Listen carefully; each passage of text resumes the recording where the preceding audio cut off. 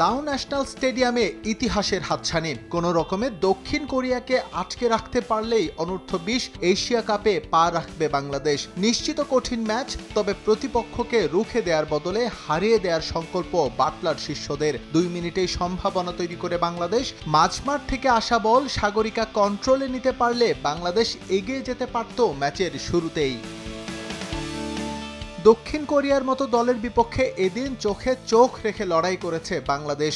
সাগরিকা তৃষ্ণাদের আক্রমণাত্মক মনোভাব বরং ঘাবড়েই দিয়েছিল ফেভারিটদের। সেটা 16 কলা পূর্ণ করে 15 মিনিটে লেফট উইং থেকে শান্তির শট। কোরিয়া গোলরক্ষক ফেরানোর চেষ্টা করলেও তাকে ফাঁকি দেন ডি বক্সে ওত পেতে বসে থাকা তৃষ্ণা রানী। আক্রমণাত্মক ফুটবল খেলেছে দক্ষিণ কোরিয়াও, তবে বাংলাদেশের হাইলাইন ডিফেন্সে বারবারই অফসাইডের ট্র্যাপে পড়ে তারা। পার্ক ইয়ং এর শিষ্যরা সেটা ভাঙে 19 মিনিটে। চেষ্টা করলেও লি হেইনের শট আটকাতে পারেনি স্বর্ণা। মাত্র 4 মিনিটের মধ্যেই সমতায় ফেরে এশিয়ার অন্যতম শক্তিশালী দল। ম্যাচের পরের অংশ বলতে গেলে স্বর্ণারানীময়। সমতায় ফিরে আরও চড়াও হয়েছে দক্ষিণ কোরিয়া, তবে ভাঙতে পারেনি বাংলার দুর্ভেদ্য দেয়াল। ম্যাচের 23 মিনিটে নিশ্চিত গোল সেভ করার পর প্রথমার্ধের যোগ করার সময়ে আরও এক গোল রুখে দেন স্বর্ণা। বিরতি থেকে ফিরেই হতাশার গল্প লিখে বাংলাদেশ। পিটার বাটলার শিষ্যদের অগোছালো রক্ষণের সুযোগ নেয় দক্ষিণ কোরিয়া। অধিনায়ক চো হেইয়াং এর গোলে 2-1 ব্যবধানে এগিয়ে যায় পার্ক ইয়নের শিষ্যরা।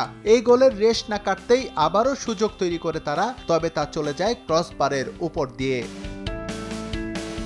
ম্যাচের লিড নিয়ে আক্রমণের ধার আরও বাড়ায় দক্ষিণ কোরিয়া। কাপ্তান চো হেইয়াং যেন অপ্রতিরোধ্য হয়ে ওঠেন। তারই ধারাবাহিকতায় বাংলাদেশের জালে তৃতীয় গোল করেন তিনি। 85 মিনিটে প্রতিপক্ষকে পেনাল্টি উপহার দেয় বাংলাদেশ। সেখান থেকে স্কোর করতে মোটেও ভুল করেননি দক্ষিণ কোরিয়া অধিনায়ক। এরপর বাংলাদেশের জালে আরও 2 গোল করে দক্ষিণ কোরিয়া। দুর্দান্ত শুরুর পরও চরম হতাশার এক প্রতিচ্ছবি হয়ে থাকে এই ম্যাচ। প্রথমে লিড নিয়েও 6-1 ব্যবধানের হারের হয়তো সুনির্দিষ্ট কোনো ব্যাখ্যা নেই পিটার বাটলারের, তবে হারের মাঝেও সান্ত্বনা। বাছাই পর্বের বেস্ট 3 রানার্স আপে জায়গা করে বাংলাদেশ পেয়ে গেছে অনূর্ধ্ব-20 নারী এশিয়ান কাপের চূড়ান্ত পর্বের টিকিট। এস এম ইকবাল, সময় সংবাদ।